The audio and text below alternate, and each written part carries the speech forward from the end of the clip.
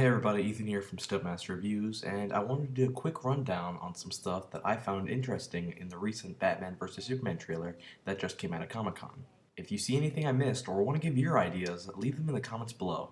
Let's get started. Here we have Superman going to a trial of what it looks like, and he's going to go take responsibility for what happened to Metropolis in the original Man of Steel. I really like this because we get to see a superhero's actions, and they have consequences, and they have repercussions. Superman, in essence, is going to pay for the crimes that he's committed by destroying Metropolis and leveling it, which I think is super cool. Here we have Ben Affleck's Bruce Wayne as he's running through a burning Metropolis. There we can see the events of Man of Steel happening while he's there, mostly the destruction of the city at the end of the film. Finally, we have a shot of Bruce holding a scared child, and in that same scene we see a logo for Wayne Enterprises. So that means that while Superman is in the middle of fighting General Zod, he destroys one of his buildings, which could play into why these two are fighting in the first place.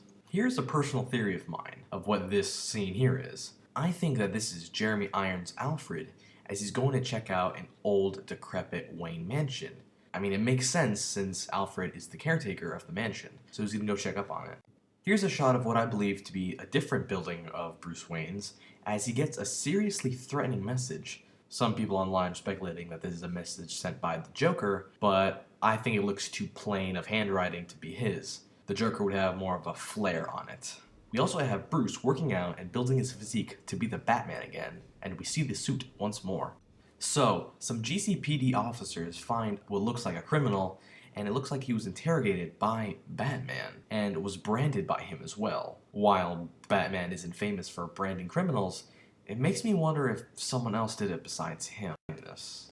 Here we have our first great look at Lex Luthor, played by Jesse Eisenberg, and what immediately strikes me is how obviously he has hair. Now, there was a theory that this would be in a flashback sequence, but we see him talking to a senator, which we saw at the beginning of the trailer, which is in present day, so that kind of cancels it all out. I personally think that he'll start to go bald over the course of the film, or maybe he's just wearing a wig, so who knows. Anyways, I'm really excited to see Jesse Eisenberg as Lex Luthor. This is insane. We actually have the preserved corpse of General Zod. Of course, he was killed in Man of Steel, and it looks like if the United States Army Medical Research Institute for Infectious Diseases has taken his body for studying. Now, some say Zod's body will be used in the creation of the Superman villain Doomsday. And yeah, that makes sense. I'm on board with that.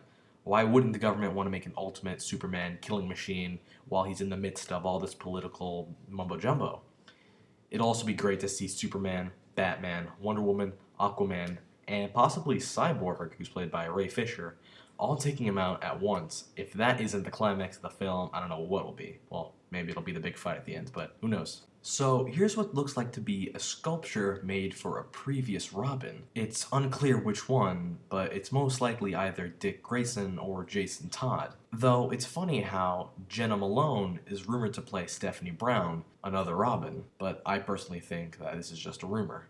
Now, most obviously, the statue's been defaced by what looks like to be none other than the Joker. So, even if we don't see him in the film, we know he exists out there somewhere in Gotham. Some have said that this is where we actually find physical pieces of kryptonite, which may have fallen off one of those crazy gravity repulsor things from Man of Steel. And yeah, it makes sense that you'd find kryptonite that fell off this machine from Krypton. So if it's there, then yeah, I'm all for that.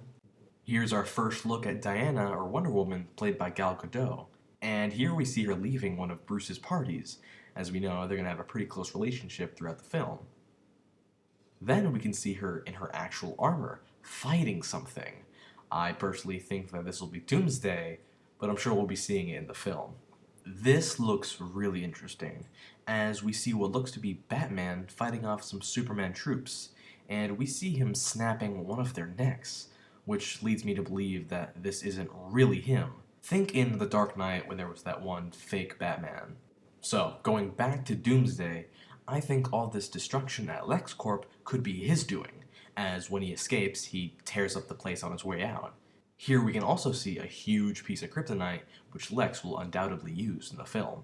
Guys, this is awesome. We finally see some Batman and Superman action, as well as a shot by Wonder Woman. And these guys are just gonna go at it. We also see what looks like to be the iconic pose Batman does in Frank Miller's The Dark Knight Returns, which this does have some connections to, so that's awesome that they take something from that source material. And with this final scene in the trailer, Superman rips the front of the Batmobile off and Batman rises. You know that these two are going to square off, and it's going to be a spectacle.